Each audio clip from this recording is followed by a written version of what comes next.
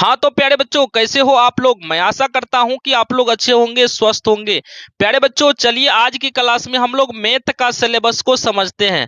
जो बच्चे class 10th के 25 और 26 के सेशन में होंगे उनके लिए मस्ट इम्पोर्टेंट ये वीडियो रहेगा।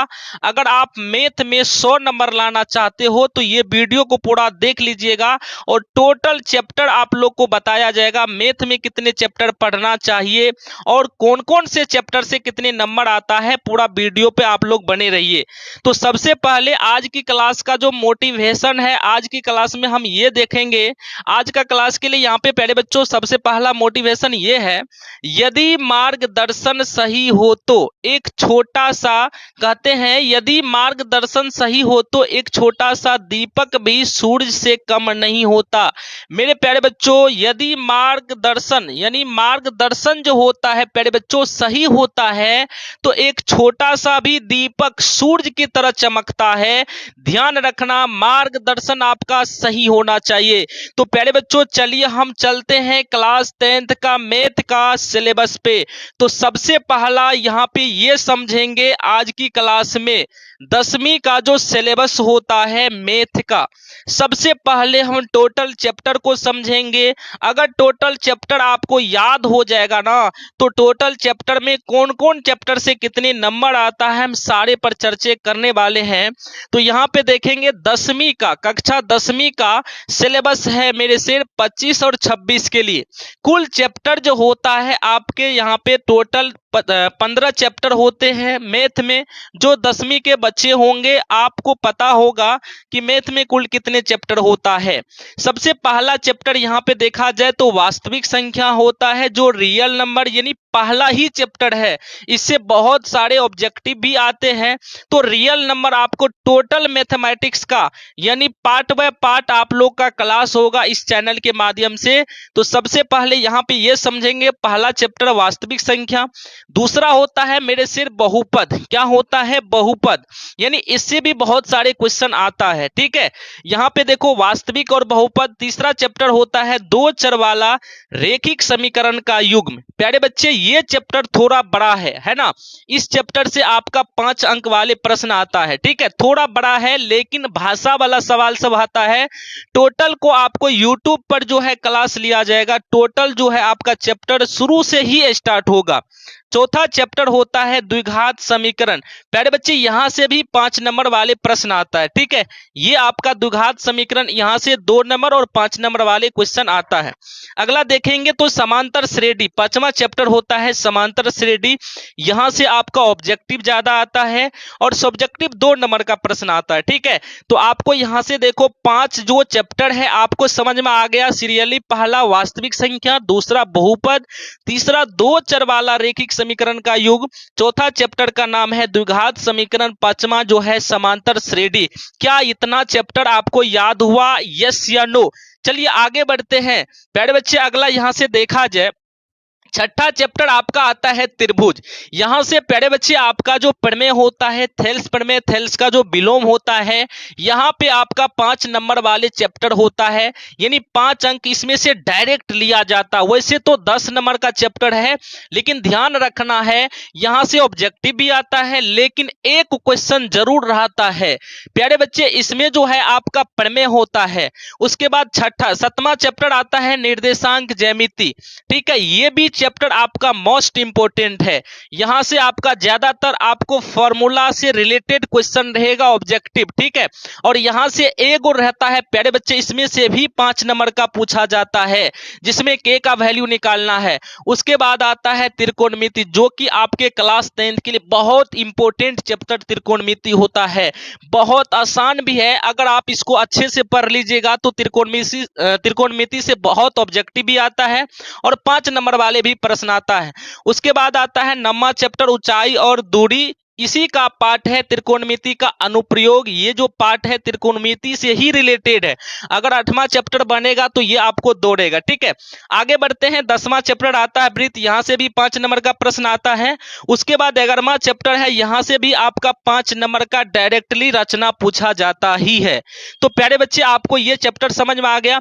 उसके बाद 12वां चैप्टर है वृत्त से संबंधित क्षेत्रफल, यानी वृत्त से संबंधित क्षेत्रफल निकालने के लिए यहां से आपका 2 नंबर का क्वेश्चन आता है, ऑब्जेक्टिव आता है। ठीक है, आगे बढ़ते हैं, अगला चैप्टर यहाँ पे देखेंगे। 13वां चैप्टर का जो नाम है मेरे शेर पृष्ठीय क्षेत्रफल और आयतन। यहाँ से पृष्ठीय क्षेत्रफल और आयतन यहाँ से भी आपका 5 अंक का पूछा जाता ही है।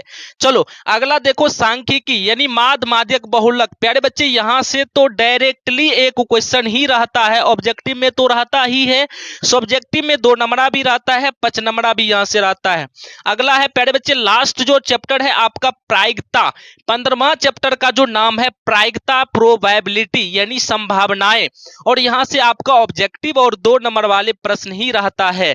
तो प्यारे बच्चे मैथ का सिलेबस लगभग आप लोग को पूरा समझ में आ गया होगा। यानी मैथ में कितने चैप्टर होता है, कुल 15 चैप्टर होता है, 15 चैप्टर आपको पढ़ना होता है, और इस चैनल के माध्यम से पूरा बेसिक तरीका से आप लोग को मैथ पढ़ाया जाएगा। अब ये समझेंगे मेरे शेर की मैथ में कौन सा टाइप का क्वेश्चन पूछा जाता है, कितने सब्जेक्टिव क्वेश्चन होता है, कितने ऑब्जेक्टिव क्वेश्चन होता है, सारा को हम समझने वाले हैं।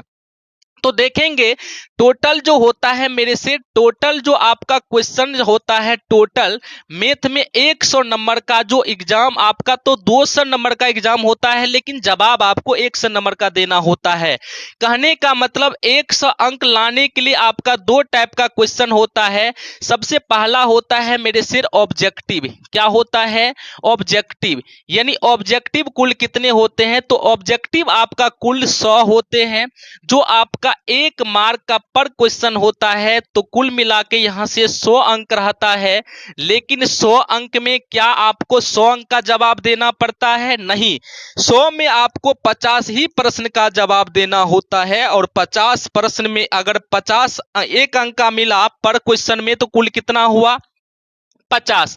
प्यारे बच्चे अगर ऑब्जेक्टिव की मैं बात करूं, तो ऑब्जेक्टिव से आपको टोटल 50 अंक, जो बहुत आसान होता है। सबसे ज्यादा अगर आप ऑब्जेक्टिव बनाइएगा ना, अगर पूरा मैथ अगर पढ़िएगा, तो एक भी ऑब्जेक्टिव नहीं छूटेगा, 100 में 100 क्वेश्चन आपको बनेगा। ठीक है, अब देखो यहां से सब्जेक्टिव जो होता है मेरे शेर, ये जो सब्जेक्टिव होता है, ये इसका जो टाइप होता है, इसका 2 टाइप होता है।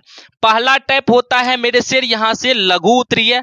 पहला टाइप क्या होता है? लघु उत्तरीय होता है।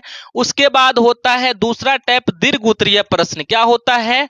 दीर्घ उत्तरीय प्रश्न होता है। अब ये समझेंगे लघु उत्तरीय प्रश्न कितने होते हैं और दीर्घ उत्तरीय प्रश्न कितने होते हैं, कितने क्वेश्चन का जवाब देना होगा। तो मेरे शेर यहां से देखा जाए, शॉर्ट क्वेश्चन की मैं बात करूं, तो शॉर्ट क्वेश्चन यहां से देखा जाए, शॉर्ट क्वेश्चन कितना होता है मेरे शेर? तो शॉर्ट क्वेश्चन आपका कुल मिला के 30 प्रश्न होता है, जो कि 30 प्रश्न का 2 पर क्वेश्चन का 2 मार्क रहता है।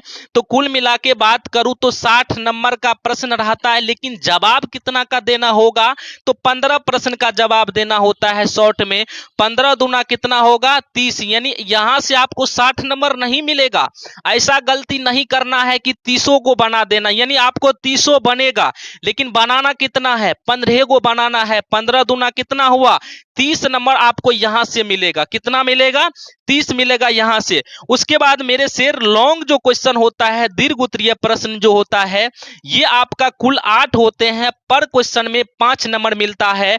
तो यहां से मान के चलिए 40 नंबर का पूछा जाता है। क्या 40 में 40 बनाना है? नहीं, 40 में 40 आपको नहीं बनाना है। 40 में आपको बनाना कितना है? यहां से मेरे शेर 4 ही क्वेश्चन बनाना होगा आपको। तो 8 में 8 भी बनेगा, अगर पूरा चैप्टर पढ़ लीजिएगा तो पूरा बनेगा, लेकिन आपको 4 में यानी कि 8 क्वेश्चन में 4 को बनाना होगा। तो 4 पंचे कितना होगा? 20 नंबर यहां से मिला, और 30 और 20 कितना हुआ? 50 नंबर यहां से आपका मिल जाएगा, और 50 नंबर आपका यहां से ऑब्जेक्टिव मिला। क्या आपको 100 में 100 मैथ में आया कि नहीं आया?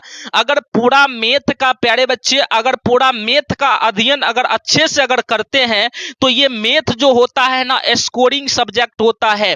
इससे पहले हम हिंदी का सिलेबस बताए होंगे, अगर आप वीडियो नहीं देखे हैं तो उसका हम डिस्क्रिप्शन में लिंक दे देंगे, और पूरा जो है आप देख लीजिएगा।